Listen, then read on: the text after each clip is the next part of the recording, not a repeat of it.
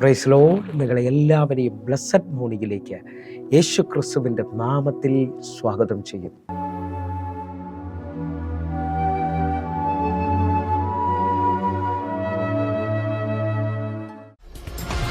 പ്രാർത്ഥിച്ചാൽ ഉത്തരമുണ്ട്, യാചിച്ചാൽ മറുപടിയുണ്ട്, മുട്ടിയാൽ തുറന്നിടും, ചോദിച്ചാൽ ലഭിച്ചിടും, അത് നിശ്ചയം. പ്രാർത്ഥിച്ചാൽ ഉത്തരമുണ്ട്, യാചിച്ചാൽ മറുപടിയുണ്ട്, മുട്ടിയാൽ തുറന്നിടും, ചോദിച്ചാൽ ലഭിച്ചിടും, അത് നിശ്ചയം. നിശ്ചയം നിശ്ചയം അത് നിശ്ചയം, വാക്കു പറഞ്ഞവൻ മാറുകില്ല. നിശ്ചയം നിശ്ചയം അത് നിശ്ചയം, വാഗ്ദത്തം തന്നവൻ അകലുകില്ല. പ്രാർത്ഥിച്ചാൽ ഉത്തരമുണ്ട്, യാചിച്ചാൽ മറുപടിയുണ്ട്, മുട്ടിയാൽ തുറന്നിടും, ചോദിച്ചാൽ ലഭിച്ചിടും, അത് നിശ്ചയം.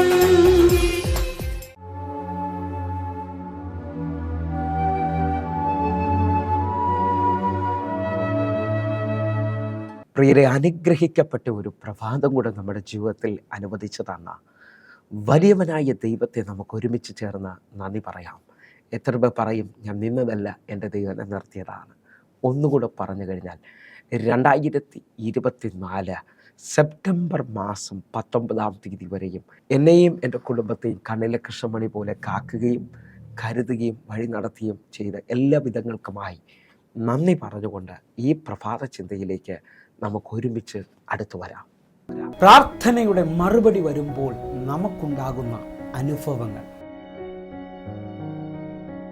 പ്രിയരെ, പ്രാരംഭവാക്യത്തിലേക്ക് വിശുദ്ധ ലൂക്കോസ് എഴുതിയ സുവിശേഷം 1-ാം അധ്യായം അതിൻ്റെ 13-ാമത്തെ വാക്യം. ദൂതൻ അവനോട് പറഞ്ഞത്, സെക്കരിയാവെ ഭയപ്പെടേണ്ട, നിന്റെ പ്രാർത്ഥനയ്ക്ക് ഉത്തരമായി നിന്റെ ഭാര്യ എലിസബത്ത് നിനക്കൊരു മകനെ പ്രസവിക്കും, അവന് യോഹന്നാൻ എന്ന് പേരിടണം. ഈ പ്രഭാതത്തിൽ എല്ലാവർക്കും സുപരിചിതമായ വചനമാണ് നാം ചിന്തിക്കുന്നത്. ദീർഘനാളുകളായിട്ട് സെക്കരിയ പുരോഹിതനും തൻ്റെ ഭാര്യ എലിസബത്തും ഒരു തലമുറയ്ക്ക് വേണ്ടി പ്രാർത്ഥിച്ചിരുന്നു. എന്നാൽ അവരുടെ പ്രാർത്ഥനയ്ക്ക് ദൈവം മറുപടി കൊടുക്കുമ്പോൾ ഒന്നാമത് സംഭവിച്ചത് അവരുടെ ഭയം മാറി. എന്നെ കേൾക്കുന്നവരെ, ചില പ്രാർത്ഥനാ വിഷയങ്ങൾ നാം ദീർഘനാളുകൾ പ്രാർത്ഥിക്കുമ്പോൾ നമ്മുടെ അകത്ത് തന്നെ അത് നടക്കുമോ ഇല്ലയോ എന്നുള്ള ഒരു വലിയ ഭയം വെളിപ്പെടാറുണ്ട്. അത് നടക്കുമോ ഇല്ലയോ എന്നുള്ളത്.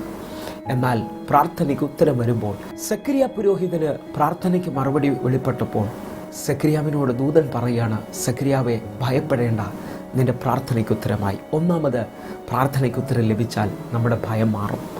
രണ്ടാമത്, ഇതേ അധ്യായത്തിൽ തന്നെ ലൂക്കോസിന്റെ സുവിശേഷം 1-ാം അധ്യായം അതിൻ്റെ 24-25 വാക്യങ്ങൾ. ആ നാളുകൾ കഴിഞ്ഞിട്ട് അവൻ്റെ ഭാര്യ എലിസബത്ത് ഗർഭം ധരിച്ചു. 25-ാമത്തെ വാക്യം.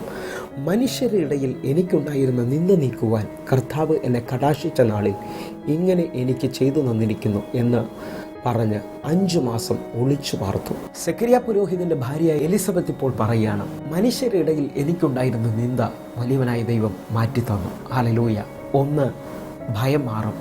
2, നമ്മുടെ മുമ്പിൽ നിൽക്കുന്ന നിന്ദ മാറിപ്പോകും. അനേകർ എന്നെ നിങ്ങളെ നോക്കി നിന്ദിച്ചിട്ടുണ്ടാകാം. ഇവൻ്റെ വഴി തുറക്കത്തില്ല, ഇവൻ്റെ സ്ഥിതി മാറത്തില്ല, അല്ല ഇവർക്ക് ഒരു നന്മയും വെളിപ്പെടത്തില്ല. ഇങ്ങനെ അനേകർ പറഞ്ഞതും നിന്ദിച്ചതുമായ വിഷയങ്ങൾക്ക് ഈ പ്രഭാതത്തിൽ ദൈവം പറയുകയാണ്, ആ നിന്ദ മാറാൻ പോവുകയാണ്. ഇതാ പ്രാർത്ഥനയ്ക്ക് ഉത്തരം വരുന്നു. ഹല്ലേലൂയ. മൂന്നാമത് സംഭവിക്കുന്നത് വിശുദ്ധ യോഹന്നാൻ എഴുതിയ സുവിശേഷം 11-ാം അധ്യായം 42-ാമത്തെ വാക്യം. നീ എപ്പോഴും എൻ്റെ അപേക്ഷ കേൾക്കുന്നു എന്ന് ഞാൻ അറിഞ്ഞിരിക്കുന്നു, എങ്കിലും നീ എന്നെ അയച്ചു എന്ന് ചുറ്റും നിൽക്കുന്ന പുരുഷാരം വിശ്വസിക്കേണ്ടതിന് അവരുടെ നിമിത്തം ഞാൻ പറയുന്നു എന്ന് പറഞ്ഞു. ഈ വചന പശ്ചാത്തലം എന്ന് പറയുന്നത്, യേശു കർത്താവ് ഇതാ ലാസറിൻ്റെ കല്ലറയുടെ മുമ്പിലേക്ക് വരികയാണ്. അവിടെ വെച്ച് യേശു കർത്താവ് ഉയരത്തിലേക്ക് നോക്കി തൻ്റെ പിതാവിനോട് പറയുകയാണ്, നീ എപ്പോഴും എൻ്റെ അപേക്ഷ കേൾക്കുന്നു എന്നും നീ എന്നെ അയച്ചിരിക്കുന്നുവെന്നും എനിക്ക് ചുറ്റും ഒരു ജനം നിൽപ്പുണ്ട്, അവർ വിശ്വസിക്കേണ്ടതിന് ഞാനിപ്പോൾ അപേക്ഷിക്കുകയാണ്. എന്നെ കേൾക്കുന്നവരെ, പ്രാർത്ഥനയ്ക്ക് മറുപടി ലഭിച്ചാൽ മൂന്നാമത് സംഭവിക്കുന്നത്, എനിക്കും നിങ്ങൾക്കും ചുറ്റും നിൽക്കുന്ന മുഴുവൻ ജനവും വിശ്വസിക്കും, അവൻ്റെ ദൈവം ജീവിക്കുന്നു. അല്ലെങ്കിൽ നമ്മുടെ ദൈവത്തിൽ വിശ്വസിക്കുവാൻ ഇടയായിത്തീരും. എങ്കിലൊരു വാക്യം കൂടെ, സങ്കീർത്തനം 53-ാം അധ്യായം അതിൻ്റെ 6-ാമത്തെ വാക്യം. സിയോനിൽ നിന്ന് ഇസ്രായേലിൻ്റെ രക്ഷ വന്നെങ്കിൽ ദൈവം തൻ്റെ ജനത്തിൻ്റെ സ്ഥിതി മാറ്റുമ്പോൾ യാക്കോബ് സന്തോഷിക്കും, ഇസ്രായേൽ ആനന്ദിക്കുകയും ചെയ്യും. ഇതാ സങ്കീർത്തനക്കാരനിലൂടെ പ്രഭാതത്തിൽ ദൈവം നമ്മോട് ഇടപെടുകയാണ്.